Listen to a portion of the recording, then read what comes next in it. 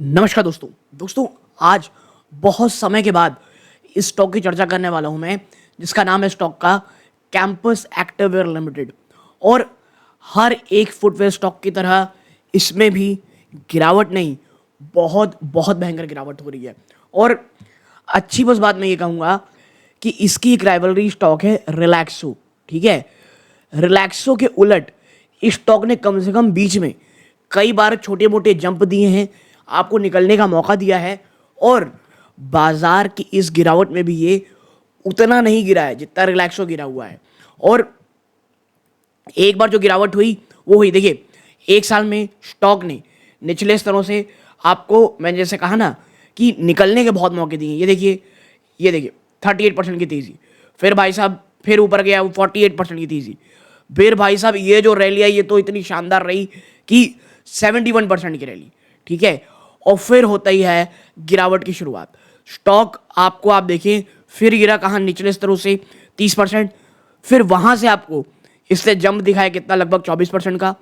और अब वापस से ये यहाँ पे गिरता हुआ एक बड़े सपोर्ट के आसपास, जो कितना है, 250 रुपये के आसपास सपोर्ट लेता हुआ दिखाई दे रहा है। ठीक है, तो कैंपस एक्टिवर में जो सवाल आया वो बहुत अच्छा आया।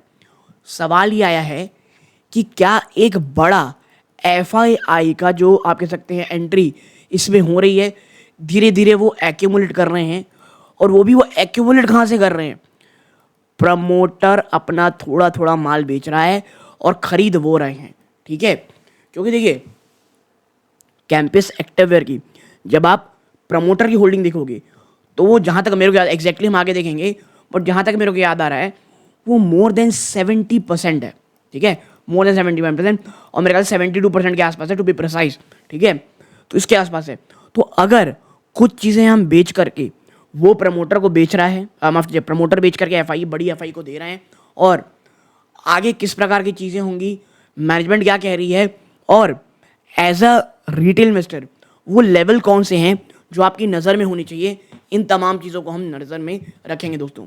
तो यदि आप कैंपस एक्टिवर में निवेशित हैं, और देखिए अगर ये खबर सही है तो क्या ये मौका है खरीदारी का, इन तमाम चीज़ों में हम इस बार चर्चा करेंगे दोस्तों। ठीक है, आप देखिए यहाँ पे ये चीज़ें हो गई। अब क्या हो रहा है, कैंपस एक्टिवेयर में आपको एक चीज़ समझनी पड़ेगी।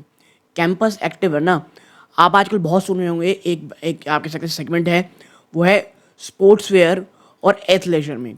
ये कंपनी मैं कहूँगा नंबर 1 थी पिछली बार जब हम रिसर्च कर रहे थे, अभी भी ये काफ़ी इंडिया की टॉप कंपनीज में से एक है दोस्तों। ठीक है, हाँ, कैंपस एक्टिववेयर में तमाम जो अन्य फुटवेयर कंपनीज हैं उसके हिसाब से इश्यूज चल रहे हैं। सबसे बड़ा प्रॉब्लम प्राइसिंग, प्लस जो अनऑर्गेनाइज सेक्टर है उससे लगातार आप कह सकते हैं टकराव चल रहा है। ठीक है, प्लस जो डिमांड है उसमें ज़बरदस्त कमी देखने को मिल रही है, और कॉम्पिटिटिव इंटेंसिटी तो है ही।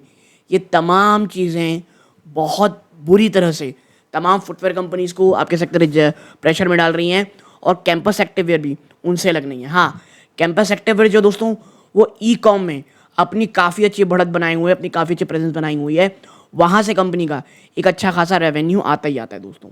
ठीक है, और भारत सरकार ने ना जो चीप एक्सपोर्ट है, जहाँ पे चीप इंपोर्ट था माल का, जो चीप फुटवेयर इंपोर्ट था, उस प्रकार के माल में जो बैन लगाया या टैरिफ लगाया है, उसका सीधा सीधा ऑर्गेनाइज सेक्टर को होगा, जैसे कैंपस, बाटा, कैंप, आप कह सकते हैं रिलैक्सो। ठीक है, लेकिन वो कब होगा और उसकी क्या चीज़ें हम आगे चर्चा करेंगे। लेकिन दोस्तों आगे बढ़ने से पहले वीडियो को लाइक ज़रूर कर दें। आपका एक छोटा सा कदम यूट्यूब औरों को रिकमेंड करता है, चैनल की ग्रोथ होती है, बहुत मोटिवेशन मिलता है। वीडियो को तुरंत लाइक कर दें। ठीक है, तो अब आगे बढ़ते हैं, तो प्लीज़ लाइक और सब्सक्राइब जरूर कीजिएगा। देखिए, स्टॉक की पी 65.9, इंडस्ट्री की पी आप यहाँ पाओगे 55.6। अभी भी महंगा है ये। ठीक है, 7,000 करोड़ से ऊपर की कंपनी है। किस सेक्टर में आती है, आप कह सकते हैं ये स्टॉक स्मॉल कैप कह सकते हैं सेक्शन में आएगी ये। तो स्मॉल कैप और मिड कैप में बहुत ज़्यादा पिटाई हो रही है, और आगे भी होने के चांसेस, और इसीलिए मैं कह रहा हूँ लेवल्स में जो हम आखिरी में चर्चा करेंगे उसको ज़रूर सुनिएगा। प्राइस टू बुक वैल्यू भाई साहब ये मोर देन 10 टाइम्स है, 11 टाइम्स के आसपास है, और आप बेच क्या रहे हो, जूते।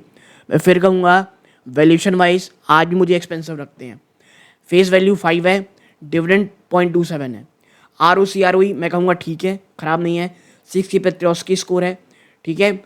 इसके साथ ही साथ आप देखेंगे कंपनी कोई प्लेज परसेंटेज नहीं रखी हुई है दोस्तों, ठीक है, which is also a great. Debt to equity आप देखेंगे तो ना के बराबर है, ठीक ठाक सी कंपनी है। अब मैं आता हूँ नीचे, आप ज़रा कंपनी के रिजल्ट में नजर डालिए। देखिए रिजल्ट आप देखोगे तो आप पाओगे 515 करोड़ का सेल हुआ है, जो एक साल पहले 472 करोड़ के मुकाबले काफ़ी अच्छा है, ठीक है। कंपनी 25 करोड़ से सीधा 46 करोड़ प्रॉफिट में आई है, और जो आप एक सडन जंप देख रहे थे ना, वो कारण ही यही था, कंपनी ने बहुत अच्छे नंबर दिए। वो तो प्रॉब्लम क्या हुई, बाजार में एक भयानक गिरावट आ गई, जिस कारण हमको ये देखने को मिला। हाँ, एक और चीज़ था, रिजल्ट के पहले ना स्टॉक ऑलरेडी थोड़ा सा रैली भी कर चुका था, और मैं हमेशा कहता हूँ अगर रिजल्ट से पहले स्टॉक काफ़ी अच्छा भाग चुका है और आपका रिजल्ट एवरेज से थोड़ा अच्छा भी आया ना, तो भी गिरावट के चांसेस ज़्यादा रहते हैं, क्योंकि चीज़ें ऑलरेडी प्राइस इन हो गई रहती हैं। और इसके साथ साथ इस पर तो बाजार में भयानक गिरावट हुई थी। और ईपीएस आप देखेंगे दिसंबर में 1.5 रुपये के ऊपर था।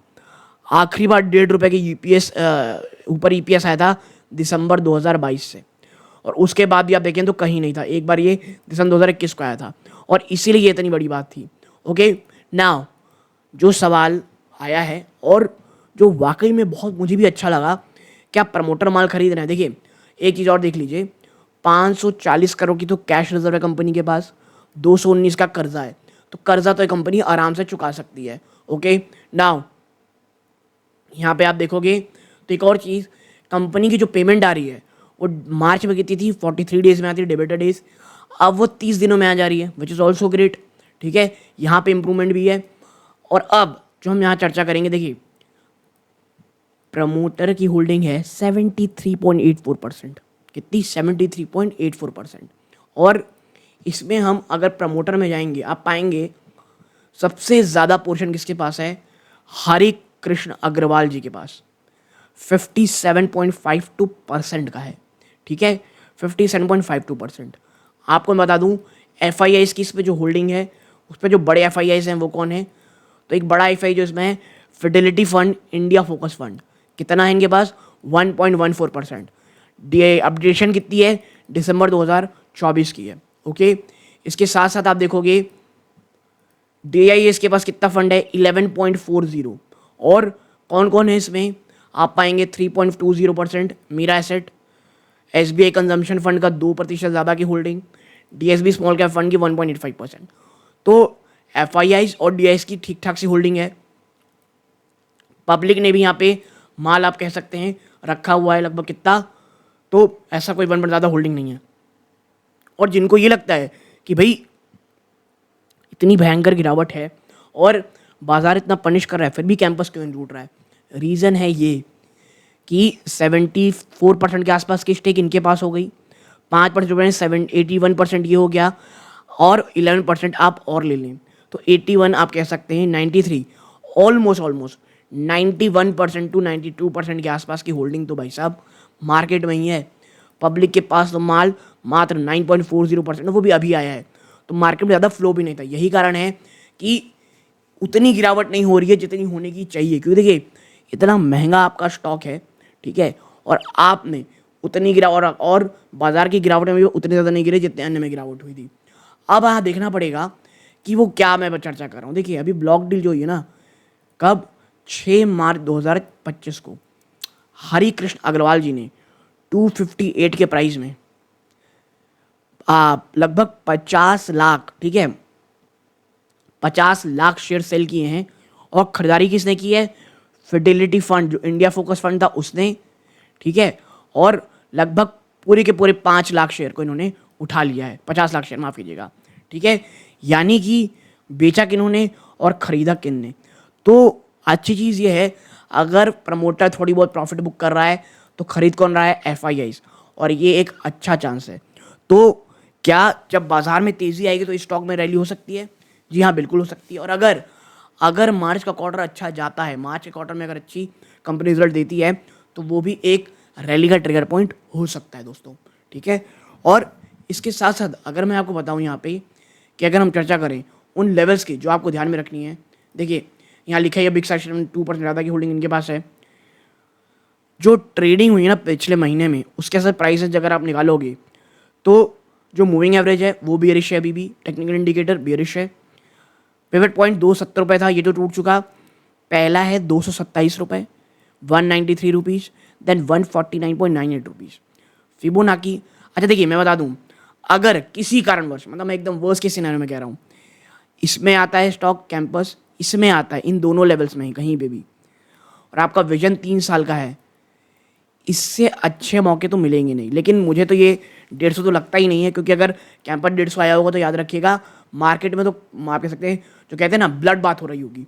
फिबोनाची सीरीज में देखेंगे 241 पहला सपोर्ट है, देन 222 और उसके बाद 193 दोस्तों, ठीक है। तो आने वाले टाइम में मुझे लगता है सबसे पहले तो 250 जो एक बड़ा साइकोलॉजिकल सपोर्ट होगा, जो हमने देखा वो बहुत ज़्यादा उससे बचाने की कोशिश कर रहा है कैंपस, वो टूटेगा। देन ऑफकोर्स 200, ठीक है, और 230, ये 30 रुपये टूटना बहुत बहुत मुश्किल है दोस्तों, ठीक है। तो कैंपस को लेकर के आपका क्या नज़रिया है? कैंपस क्या बहुत ज़्यादा कुछ एक्सपेंसिव नहीं लगता है? बाजार में जब इतनी ज़्यादा अपॉर्चुनिटीज़ हैं, क्या कैंपस एक अच्छा वाकई में एक आप कह सकते हैं कुछ इतनी अपॉर्चुनिटी प्रदान करता है, वो भी तब जब इतना ज़्यादा कॉम्पिटिटिव प्रेशर चल रहा है, इतना ज़्यादा प्राइसिंग प्रेशर चल रहा है इस पूरी के पूरी सेक्टर में? अपनी राय कमेंट बॉक्स में बता सकते हैं। किसी अन्य स्टॉक पर चर्चा करानी हो वो भी चीज़ कमेंट बॉक्स में ज़रूर बताइएगा। यहाँ तक जुड़े रहे बहुत बहुत धन्यवाद। ये सूर्यकांत है, जय हिंद।